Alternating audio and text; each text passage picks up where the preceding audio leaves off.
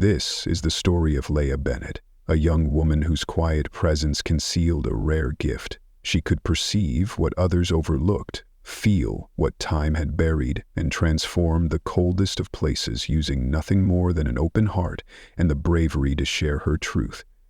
But before we descend into this extraordinary journey of discovery, healing, and unexpected human connection, take a breath. Let go of what you think defines worth, success, or visibility, because what you're about to witness isn't about credentials or resumes. It's about the quiet strength that lives in the overlooked, the unseen, and the underestimated.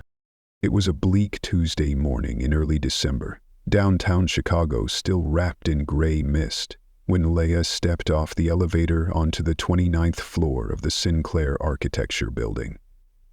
Her hands trembled slightly around the brown paper bag she held. A lunch delivery she wasn't supposed to be delivering to this floor.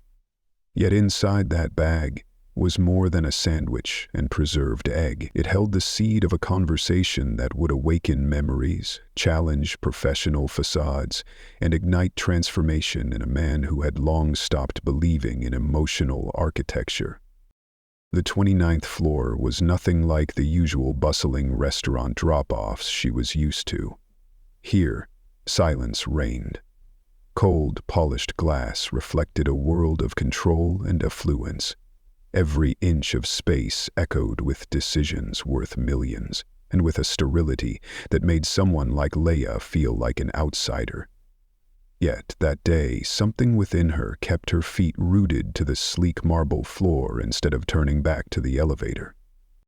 What no one knew, not the distracted professionals who barely acknowledged her, not her weary grandmother at home, not even Laya herself, was that behind her soft green eyes lived a vivid, intuitive perception. She experienced space like an artist hears harmony, like a healer senses unspoken wounds. She felt a room's sadness, joy, its yearning. This ability wasn't taught. It was lived, and she had carried it quietly her entire life, like a secret melody waiting for someone to hum along. The man whose office she was about to enter, Graham Sinclair, had built skyscrapers and communities across the Midwest. Yet he had long since lost the ability to build spaces where people felt emotionally safe. Rooms that once carried life now bore only design specs and budget lines. But in a few moments, Laya's accidental arrival and her passing comment about a preserved egg would quietly dismantle the emotional armor he had spent decades constructing. In that moment outside his office, standing on the wrong floor, lunch bag in hand, torn between correcting her mistake or daring to move forward, Laya faced a decision. What she chose would not only transform her life but unravel the hidden stories of those she was about to meet. Sometimes, the most profound changes begin with what appears to be a simple misstep, and sometimes it takes someone invisible to show others what they've stopped seeing. That morning, Laya's journey had begun at 5:30 a.m. in the cramped apartment above her family's restaurant, a legacy barely holding on. Her grandmother Rosa, once a lioness of warmth and wisdom, now worked quietly beside her, the weight of unpaid medical bills and a vanished staff hanging like fog in the kitchen. Laya moved efficiently, assembling orders, but her heart wasn't in the sauces or the wrappings. Her thoughts lingered beneath her bed, where her sketch pad lay hidden, filled with half-drawn dreams. She had once been a design student at the Art Institute of Chicago, passionate about creating spaces that made people feel seen and safe, but dreams had to be shelved when survival knocked harder. Rosa, a survivor of the Depression and matriarch of 6 children, had told her long ago, "You have good eyes, mija. You don't just see with your head, you see with your heart." Laya had smiled, thinking it was just one of her grandmother's poetic flares, but Rosa had lived too much life to speak idly. 30 floors above, Graham Sinclair stared at blueprints that once would have excited him. Now they felt as lifeless as the steel beams they outlined. At 38, he had become a titan of design, praised in architecture journals, sought after by city planners. But the boy who once stayed up sketching dream homes by flashlight had vanished under a mountain of deadlines and investors. His office mirrored his evolution, sleek, modern, impersonal. Every chair, every lamp carefully curated for aesthetic, not warmth. His assistant, Harper Clean, knocked and entered without waiting. Harper, 36, had survived public housing and academic skepticism to become the gatekeeper of Sinclair's empire. She believed in credentials because they were the only shield she'd ever had against a world that didn't expect her to win. "The Patterson meeting is in an hour," she said, placing a file on his desk. He nodded, detached. Once he would have pored over the color schemes to make sure they sang comfort. Now he only wanted to know who could deliver on time and under budget. Meanwhile, down in the lobby, Ronald Hayes adjusted his security badge and watched the morning tide roll in. At 65, the world barely looked up at him now. They didn't know that this building had once been his design, his dream.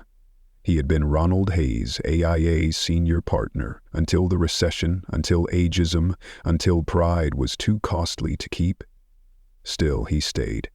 Not just for the health insurance, but because even from the lobby he could see when a space worked and when it didn't. For 3 years he had watched Graham Sinclair lose his light, watched blueprints become blue walls, watched hope vanish into efficiency. He said nothing. But he noticed everything. Sometimes the most powerful mentors are the ones who no longer speak, but quietly wait for the right moment to pass the torch. And as the elevator softly opened on the 29th floor, Laya stepped out, reading the delivery slip that clearly stated floor 19. But she paused, and in that pause, in that instinct to stay silent instead of correct herself, a new chapter began. The corridor stretched before her, sleek and sterile, whispering with its cool tones. Be professional, be quiet, be small. But Laya's heart, used to navigating invisible tensions, knew better. Something was about to happen. Something more than just a lunch delivery. Following the trail of sleek office numbers, Laya found herself standing before a door etched in polished silver. Graham Sinclair, Chief Executive Officer. Through the frosted glass, she glimpsed a man in his late 30s, tall and composed, with dark, meticulously combed hair and a demeanor that radiated focus. His every movement suggested a mind tuned to metrics, timelines, and blueprints. She hesitated, then knocked gently. "Come in," came the response, distracted yet not unkind. As she entered, the room greeted her with an intentional sterility. Clean lines, modern furniture, awards lining the walls, but not a single family photo or splash of warmth. The office, like the man inside, seemed meticulously curated to impress without revealing. "I think there's been a mistake," Laya said softly, raising the brown paper bag in her hand. "This was supposed to go to the 19th floor. Graham looked up, and for a fleeting second, their eyes locked. Something unspoken passed between them, something almost electric. A momentary disruption of the executive's emotional autopilot.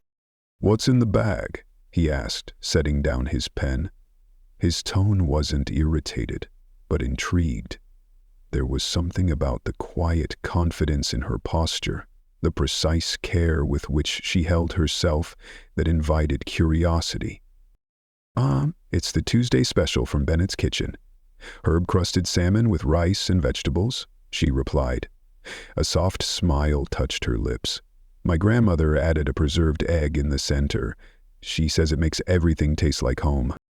Graham raised an eyebrow. "She added an egg to make it taste like home?" Color bloomed in Laya's cheeks. "I know it sounds odd, but this room—" She gestured gently, eyes scanning the space. "It feels like it needs something warm in the middle, something golden. Like that egg." The words lingered in the air, simple yet profound. Graham had heard countless descriptions of his work, efficient, cutting-edge, visionary. Never once had someone called it lonely. "You can see that?" he asked quietly. "Just by being in here?" Laya nodded, then hesitated, embarrassed. "Sorry, I used to study design before, well, life redirected me." As she turned to leave, Graham surprised even himself. "Wait, you studied design?" She paused, clutching the bag. "For 2 years at the Art Institute, interior design, but my family needed me at the restaurant, so I left." Graham studied her more closely now. Beneath the humble delivery uniform was a spark he recognized, the hunger to create, to build not just structures, but experiences. "What would you do differently?" he asked, gesturing around, "if this were your office?" Her eyes widened. "Oh, I couldn't. I mean, you're the architect. You noticed that gray and white can feel lonely," Graham said. "That's not just anything." For a moment, Laya forgot her nervousness. She looked around the room, her expression sharpening into something focused and intuitive. She walked slowly toward the window, fingertips brushing the edge of his desk as though reading the space like a page. "The light coming through these windows is beautiful," she began, her voice steadier now. "But nothing here reflects it. The materials absorb it. It's like the light tries to enter, but there's nowhere for it to live." Graham held his breath. "Everything is arranged to impress," she continued, "but not to invite. If someone came in here, nervous or excited or grieving, where would they sit to feel seen? Your desk." She turned to face him now, truly face him. "It's like a fortress, elegant, but it keeps people out." Graham glanced around, suddenly seeing his domain through her eyes. The calculated placements, the angles meant to dominate rather than connect. When was the last time someone sat across from him and had a real conversation? "What would you change?" he asked, almost whispering. She moved to the sitting area near the windows. "This couch is lovely, but it faces outward, toward the skyline, not toward people. And there's no small table, nowhere to set a cup of tea or a story." She pointed gently toward a far corner where an expensive sculpture stood alone. What if that held a round table, 2 chairs? Not for business, for listening, for feeling heard. He followed her gaze, imagining it. "The egg in the center," Laya added quietly, returning to the lunch on his desk. "It's not just about taste. It creates a center, a reason to gather. My grandmother always says that every room needs a heart." Rand turned to her. "And what would be the heart of this office?" She hesitated, then met his eyes. "Whatever reminds you why you became an architect in the first place. What you wanted to build before it became about spreadsheets and investors." The words struck something deep within him. When had he last thought about that boy who sketched dream houses in the margins of math homework? When had architecture last felt like love? In that fragile pause, something opened. He felt seen, not as an executive, but as a human being. And it was both terrifying and electrifying. "I have a project," Graham said suddenly, almost urgently. "A residential development, 75 affordable units. The developer wants something marketable, but He reached for the plans he'd been studying. "Families are going to grow up there, but the designs feel like these walls, polished, empty." Laya stepped forward, setting the bag gently on his desk. "May I?" she asked, already leaning over the blueprints. He nodded, watching her carefully as her eyes moved across the lines, not just seeing the rooms, but feeling them, as though she could already hear the laughter, the footsteps, the dreams that might echo within those walls. Laya gestured to the blueprints, her finger gently landing on the central living area of one of the units. Graham nodded, his curiosity piqued. She traced the space thoughtfully. Right now, the kitchen faces a blank wall, but if you shift it slightly toward the main room, then whoever is cooking can still see the kids playing, maybe help with homework. The kitchen stops being just a utility space and becomes the heart of the home. She moved to another section. And look here. All the bedrooms are the same size, which is efficient, but what if the smaller ones had built-in shelves? Maybe a reading nook tucked into a corner. Kids love cozy spaces where they feel safe, where they can dream. Graham leaned in, captivated by her perspective. What about lighting? Natural light should be strongest where people start their day. Breakfast areas, kitchen nooks, but by evening the common areas need softer, warmer tones. Places where families can unwind. Her voice was growing more confident, more vibrant. And color, not just the usual white or beige. Each floor could have its own subtle palette, like the second floor with hints of sage green, peaceful but alive. The third floor could feel warmer, like soft terracotta. Developers always say color costs extra, Graham said, almost reflexively. Ain't as cheap, Laya countered gently but firmly. It's the intention that costs, the willingness to see families instead of floor plans. Graham stared at her, this young woman who brought lunch but spoke like someone born to design homes. Where did you learn to think this way? She smiled, but there was sadness behind it. My grandmother. She always said spaces are like people. They need to feel loved to become their best selves. Graham set the blueprints down and met her eyes for the first time with complete focus. Why did you really leave design school? Her expression tightened. Tears welled. My dad had a stroke 2 years ago. The medical bills, they nearly drowned us. The restaurant's struggling. I was working 3 jobs just to keep us afloat. College felt like something we couldn't afford anymore.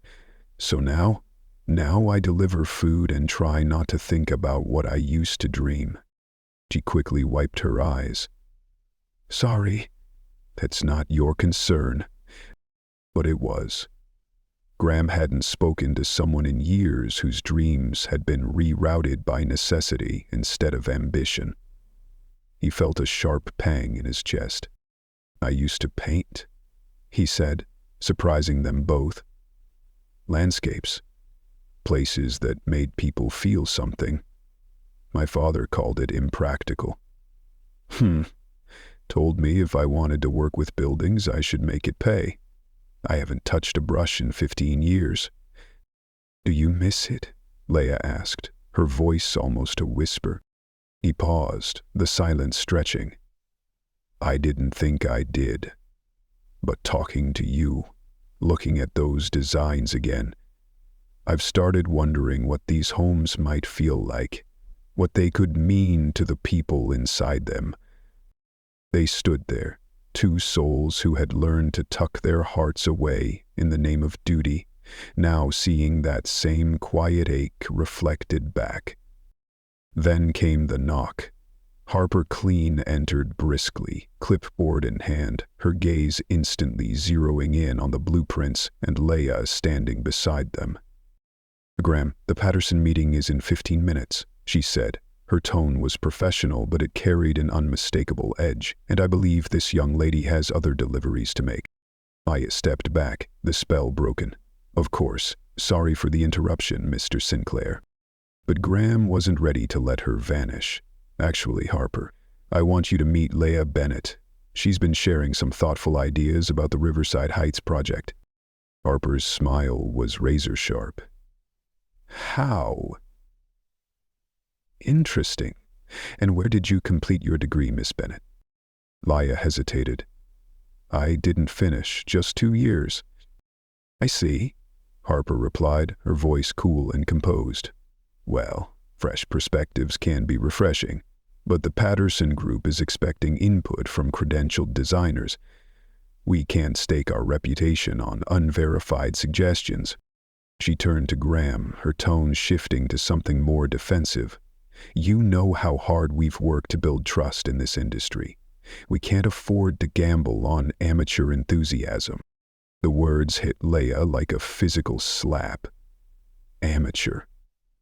Unqualified. Risk. Every internal voice that had ever told her she didn't belong came roaring to life. "Harper," Graham said, his voice low with warning. But she pressed on, firm in her belief she was shielding them from danger. "Miss Bennett may be insightful, but intuition doesn't replace professional training. Our clients expect expertise, not guesses from someone who delivers lunch." Laya's body curled inward, her confidence, so carefully stitched together over years of invisibility, unraveled in seconds. "Of course," she said quietly. "I should go. I have other deliveries." I nodded. She turned to gather her things, and Graham felt an ache he couldn't ignore. He wanted to defend her, to say that creativity wasn't exclusive to diplomas, that heart sometimes mattered more than credentials. But Harper's voice was the voice of the boardroom, the contracts, the stakes. "Thank you for the lunch," he said. It sounded hollow. Laya nodded and slipped out, shrinking back into the anonymity she had always worn for protection. As she disappeared down the corridor, Graham noticed how no one even turned their head. She had become invisible again. On his desk, the preserved egg sat untouched, its golden center now an almost cruel reminder of what he had just let slip away. "I have 3 firm portfolios scheduled for Riverside Heights," Harper continued briskly. "All certified, all dependable." Graham picked up the lunch bag again, staring at the egg nestled in rice. Something about it felt impossibly hopeful. He thought of his old paintbrushes buried in a drawer somewhere, and the dreams that had gathered dust with them. Outside, Chicago wore its usual November gray. But inside Graham Sinclair, something had begun to stir. 3 days passed. He sat through polished presentations filled with glossy slides and perfectly executed designs. They were flawless and empty. No soul, no warmth, no connection. Each time, his mind wandered to Laya, to her words, her insight, her courage to speak when she didn't think she belonged. On Friday afternoon, on an impulse he couldn't explain, Graham left his office and rode the elevator down to the lobby. Ronald Hayes was logging out for the day. "Ronald," Graham said, approaching the desk. "You've been here a while. Do you know anything about Bennett's kitchen?" Ronald looked up, surprised but intrigued. "Sure do, Mr. Sinclair. That family's been around for years. Rosa Bennett makes the best Korean-style eggs in the city." He paused, reading something more in Graham's tone. "You thinking of ordering lunch?" "Actually," Graham said, hesitating, "I was thinking of visiting. Do you know Laya, the young woman who delivers for them?" Ronald's face softened, a mix of admiration and concern passing through his eyes. "Sweet girl. Works harder than anyone should have to, trying to keep her family's place going. She's something special, that one." Ronald studied Graham's face, his gaze perceptive. "Any particular reason you're asking?" Graham paused, then found himself telling Ronald everything. About the conversation with Laya, her unexpected insights into the residential design, and how she had seen the emotional landscape of a space where he had only measured square footage and materials. Ronald nodded slowly. "Sounds like she sees what you used to see." "What do you mean?" The older man smiled, a touch bittersweet. "I helped design this very building 25 years ago, back when I was still practicing full-time. I remember the original plans you submitted for the lobby renovation 2 years ago. They were full of natural light, seating areas for people to connect, not just pass through." He gestured to the lobby surrounding them, stark and functional. "That's not what got built." Graham stared at him. "You're an architect?" "Was," Ranulph said simply. "Until I aged out of profitability. Firms stopped calling, started hiring younger faces with flashier portfolios. Now I watch buildings instead of designing them. There was no resentment in his tone, just a quiet sadness that settled over them like dust. "Why didn't you ever say anything?" Ronald looked up with a wry smile. "To who? I'm 65, wearing a security uniform with a pension that won't cover a hospital stay. Who's going to listen to me talk about flow and natural light?" A realization cracked open inside Graham. How many talented voices had been silenced by a system obsessed with image and youth? How many Ronalds and Layas had been written off because they lacked the right titles, the right degrees, the right timing? "Ronald," he said quietly, "what if I told you I was redesigning the Riverside Heights interiors? And what if I asked for your input?" Ronald blinked in surprise. Then a slow, knowing grin spread across his face. "I'd ask what changed your mind." "A preserved egg," Graham replied.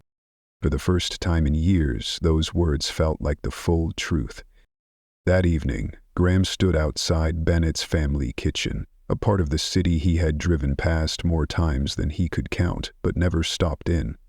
The building was small, nestled between a laundromat and a check-cashing shop. Its exterior was modest, but the warm yellow light pouring through its windows lit the sidewalk like a beacon. Through the glass, he saw Laya clearing tables, her movements fluid and practiced. Behind the counter, an elderly Korean woman, her grandmother, he guessed, stirred something fragrant.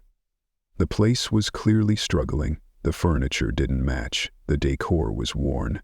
Yet the air was thick with something Graham hadn't felt in a long time. Joy. He hesitated, aware of his appearance. His tailored overcoat and polished Italian shoes felt out of place in this space of resilience and memory. This wasn't his world.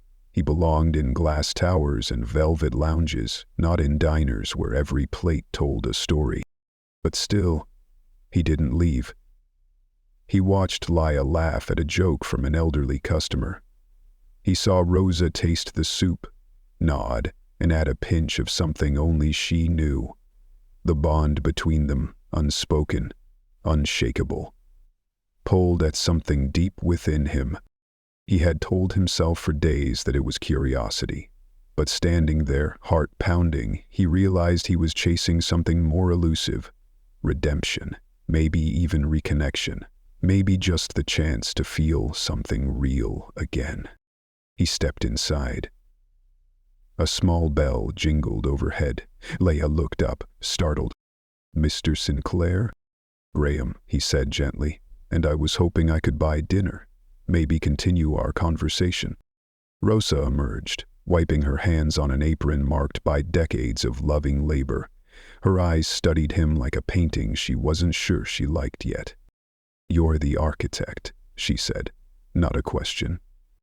"Yes, ma'am. The one who made my granddaughter cry on Tuesday?" Heat flooded his face. "I hope I didn't. Not intentionally." "Not you directly," Rosa said, brushing it off. "But that world you live in, where a diploma is more valuable than a soul." She narrowed her eyes. "You hungry?" "Yes, ma'am." "Good. People think clearer on a full stomach. Laya, feed this man and tell him what you told me about those apartments." Laya blushed but obeyed. Graham took a seat, and soon a plate of steaming, fragrant food was placed before him. He didn't recognize all of it, but the warmth that filled the room made everything taste like home. As they ate, something shifted. The conversation turned rich and thoughtful. "You know what my grandmother taught me," Laya said, settling across from him. "She said cooking and designing are the same. You take basic ingredients or rooms and you ask yourself, how can I make this nourish someone? How can I make this feel like love?" Graham stared at her, speechless for a moment. "I never thought of it that way." Rosa joined them, uninvited but welcome. "Most people don't. They think buildings are about scale and cost, but real architecture, like real food, is about caring. Graham looked around the restaurant again. Mismatched chairs, yes, but somehow harmonious. The lighting made every face glow. The space invited lingering, conversation, warmth. There wasn't a single expensive piece of decor, and yet everything felt chosen with love. "When I first came to America," Rosa said, her voice softening, "I worked in rich kitchens, fancy ones. They had ovens worth more than most people's cars, but they never made food that healed. You know why?" Graham shook his head. "Because they forgot that food is love made visible, just like buildings should be love made livable." Laya leaned in. "The thing about affordable housing is people assume families with less money don't deserve beautiful spaces. But they need beauty more. When life is hard, your home should be where you heal." Graham thought about his apartment. Sleek, award-winning, and utterly devoid of comfort. It was beautiful the way a catalog was beautiful. Perfect, but emotionally barren. That night, in a restaurant built on survival and love, Graham felt something he hadn't felt in years. Purpose. Not the purpose of profit or praise, but the purpose of creating something that mattered. "But beauty costs more," Graham said, half playing devil's advocate. He didn't truly disagree, but he needed to test the boundaries of her conviction. Laya didn't flinch. "Does it?" she countered. The fire in her eyes reignited. "A warm paint color costs the same as a cold one. Positioning a window to capture morning light doesn't add to the budget. Creating layouts that foster connection rather than just accommodate cohabitation, those are choices, not expenses." She leaned in, voice soft but unshakably sure. "My grandmother's restaurant has mismatched furniture and second-hand plates, but every single person who eats here feels welcomed, like they matter." "That's not money. That's intention." Rosa, who had been quietly clearing plates, reached out and patted Graham's hand, her fingers calloused from decades of work. Her wedding band was worn thin from years of washing dishes. "I knew you were hungry for more than food." Graham looked from Rosa's time-worn hands to Laya's shining eyes, and around the cozy, humble space that had stirred something so profound in him. He felt a lump rise in his throat. "I want to ask you both something," he said slowly. "What if we could redesign affordable housing? Not just to shelter, but to nourish. What if we changed what people thought was possible?" Rosa and Laya exchanged a glance, a look heavy with memory, with dreams they had never spoken aloud but had carried for years. Then Rosa nodded. "Then we better get started." The next 2 weeks rewrote everything Graham thought he knew about architecture. Each evening, Bennett's kitchen became their makeshift design studio. Rosa served steaming plates of love-laced food while Graham and Laya unfurled blueprints across the tablecloth. Ronald began joining them too, bringing his quiet wisdom and practiced eye. "You know what I learned in 40 years of architecture?" Ronald said one night, squinting over Laya's sketches for the children's bedrooms. "The best buildings make people feel braver. Not just safe, not just impressed. Brave. Like the world can throw things at them and they'll be okay, because they have a space that holds them." Laya looked up, pencil smudged on her cheek. "That's exactly what I was trying to design. These reading nooks aren't just cozy. They're sanctuaries. For dreaming. For becoming." Graham watched them, this intergenerational coalition of dreamers and doers, and felt something close to reverence. In his world, design was a process marked by meetings and metrics. Here, it was a conversation, an act of care. One night, Rosa interjected during a discussion about bathroom layouts. "Those mirrors? They're too high. Little ones can't see themselves." And if a child can't see themselves in their own home, they start thinking maybe they don't belong. Graham blinked. She was right, something so basic but so fundamental. Adjustable mirrors, Laya said quickly, already drawing. Or dual head installations. It says this space was made for you too. She saw every detail through that lens. Electrical outlet heights for nightlights, eliminating extension cord hazards. Storage built for playful ease, not parental enforcement. Kitchens aligned with living rooms to encourage daily connection. Every decision, down to the color of the hallway paint, was a declaration: you matter. Every element, Laya told Graham as they reviewed color palettes, either says you belong here or you're just surviving here. What do we want these families to feel when they walk in the door? Harper's disapproval came swiftly. Graham, we're playing with fire. If word gets out we're consulting with people who don't have degrees, we risk the firm's entire credibility. Then let word get out, Graham replied, shocking even himself. That we're designing for people, that we're listening to real stories, not just resumes. He knew Harper wasn't entirely wrong. The industry could be punishing. Reputation was hard-won and easily shattered. But his soul had awakened, and it would not go back to sleep. It was Ronald who offered a bridge. One evening he arrived carrying a thick folder. My license is still active, he said, settling in. Hayes & Associates is still legally a firm. Graham looked up. What are you suggesting? I'm suggesting Hayes & Associates come out of retirement as consultants in emotionally intelligent design, with Miss Bennett as our lead residential specialist. Laya's breath caught. Me? Ronald nodded. Child, I've watched buildings live and die. You have a gift. You see the emotional blueprint, not just the structural one. That's not taught. That's felt. You feel it. He gestured to the sketches sprawled across the table. This isn't just design, this is revolution.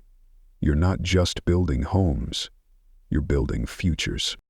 Graham sat back, overwhelmed. A man who had been cast aside by his own profession, now choosing to uplift someone who carried the torch with grace. It was a full-circle moment he hadn't seen coming.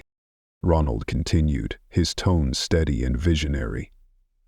There's one condition. We document everything, create case studies, show the industry that emotional intelligence isn't an extra. It's essential. From behind the counter, Rosa came forward, drying her hands on her apron. She placed them gently on the architectural plans. You know what you're really building? She asked, her voice tender but clear. Hope. One room at a time. One family at a time. You're showing the world that everyone deserves to live in a space that tells them they matter. And in that small kitchen, surrounded by sketches and soup, Graham realized they were no longer just designing buildings. They were designing dignity, and it was the most important work he had ever done. The official announcement that Sinclair Architecture was partnering with Hayes & Associates on the Riverside Heights project sent quiet ripples through Chicago's architectural scene. Most assumed it was a strategic rebranding, a calculated move by Graham Sinclair to align himself with socially conscious design trends, but only a handful of people knew the deeper truth, that the most transformative partnerships aren't born of resumes or reputations, but of shared values and a belief that beauty and dignity belong to everyone. The day of the Riverside Heights presentation dawned crisp and clear. Graham stood in the glass conference room on the 28th floor, watching Laya lay out presentation materials with a quiet, focused energy.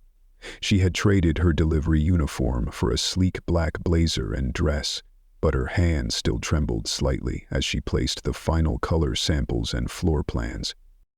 Ronald stood beside her, adjusting his tie with a steadiness that belied how long it had been since he'd stepped into a boardroom. Remember, he said softly, you're not asking permission to have good ideas. You're offering solutions that can change lives. Harper entered with the developer and several city planning officials. Her expression was unreadable, but Graham saw the tension in her jaw, the guardedness in her eyes. She was preparing for this to either be a groundbreaking triumph or a catastrophic gamble.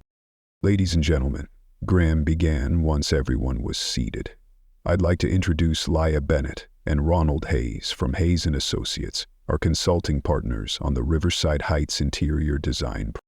Marcus Patterson, the developer, furrowed his brow slightly, clearly not expecting these faces.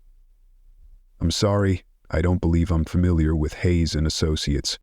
"A boutique firm," Graham replied smoothly, "specializing in designs that prioritize family connection and community well-being."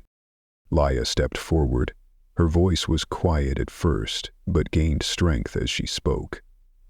"The challenge with affordable housing is not just space, it's stress. Families are balancing work, finances, and limited time together. Our goal was to design spaces that support connection and restoration, not just shelter." She moved to the first visual board. "By rotating the kitchen 15 degrees, we create open sightlines between the kitchen and living room. Now, a parent making dinner can see their children doing homework. It costs nothing, but it changes how a family shares their day." Ronald added context from decades of experience. "We built in storage that doubles as seating, reading nooks, window benches, spaces where children feel safe but still part of the household rhythm." As the presentation unfolded, the atmosphere in the room shifted. What began with professional skepticism softened into genuine engagement. Questions turned into ideas. Patterson's business instincts began to align with the team's human-centered vision. And it was Laya's final words that sealed it. "Every family deserves to feel proud of where they live," she said. "These aren't just affordable units. These are homes. And homes should reflect the dignity and dreams of the people who live in them." The silence afterward was profound. Then one of the city officials leaned forward. "When can we see the pilot unit?" The weeks that followed were a blur of excitement. The pilot apartment became a physical embodiment of everything they had hoped to prove. Warm colors, thoughtful layouts, storage with soul. It felt revolutionary in its simplicity. Local media praised the innovation. Housing advocates hailed the emphasis on emotional design. But for Laya, validation came in one quiet moment. Maria Santos, a single mother, stepped into her new Riverside Heights home, her children dashing off to explore their rooms. She paused at the window seat and gently touched the wood. "It feels like home," she whispered. "I've never lived anywhere that felt like home before." Laya stood in the doorway, tears stinging her eyes, watching a family begin to root in a space she had helped create. "How does it feel?" Graham asked, joining her. Laya turned to him, her voice soft. "Like remembering who I was always supposed to be." That evening, back at Bennett's kitchen, the three of them shared a quiet dinner. The table overflowed with architectural plans, sketches, and bowls of Rosa's legendary stew. "You know," Graham said, chopsticks in hand, "I haven't thought about profits or awards in weeks. I've just been thinking about whether people feel seen in the spaces we design." "That's because you remembered something important," Rosa replied. "Buildings, like meals, can either nourish or simply fill. It takes heart to know the difference." Graham looked around the small restaurant. Mismatched chairs that somehow sang in harmony, the golden light that made everyone's face glow with warmth. "I want to ask you both something," he said slowly. "What if Hayes & Associates wasn't just a project partnership?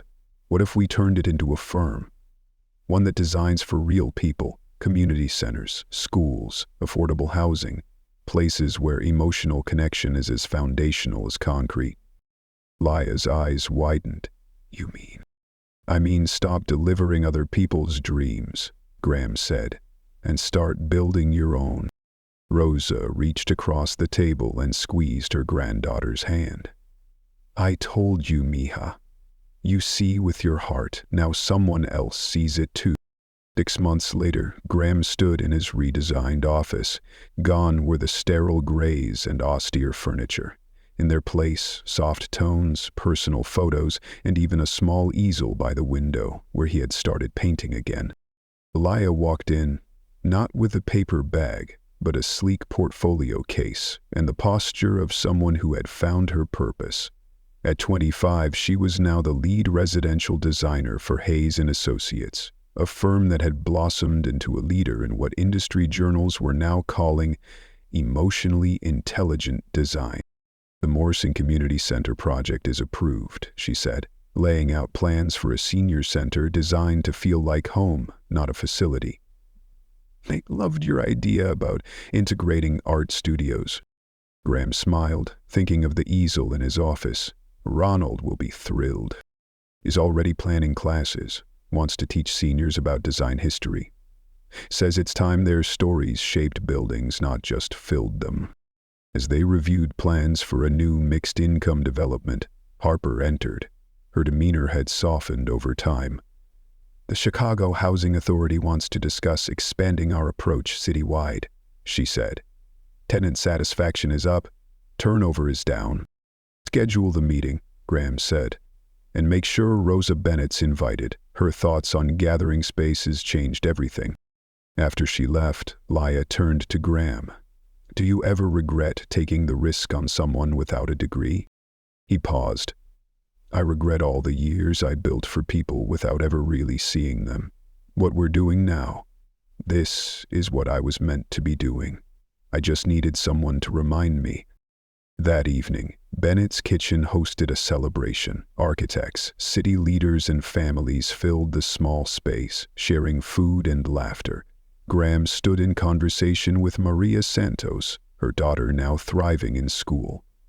Ronald explained multi-generational design to eager young interns. Harper laughed with Rosa over cups of jasmine tea. Laya stood by the window. Rosa joined her. Look what you made, Mija. We made it, Laya said. All of us. As the night ended, Graham walked with Laya outside, standing beneath the familiar glow of the Sinclair building. I have something for you, he said, pulling a small box from his coat. Inside was a preserved egg, perfectly golden, centered in a delicate case. The plaque read, "For seeing what matters most." Gee, Laya laughed, tears in her eyes. You remembered. How could I forget? Graham said. You reminded me what I was meant to build. And together, beneath the city lights, they stood quietly, some two people who had once felt invisible, now building a world that saw everyone. Because sometimes the most profound transformations don't begin with blueprints or budgets. They begin with noticing, with caring, with a lunch delivered to the wrong floor that landed exactly where it was meant to. Thank you for being part of this story. If it moves you, share it with someone who needs to remember that they matter, that spaces can heal, and that the world is changed by those who dare to see with their hearts.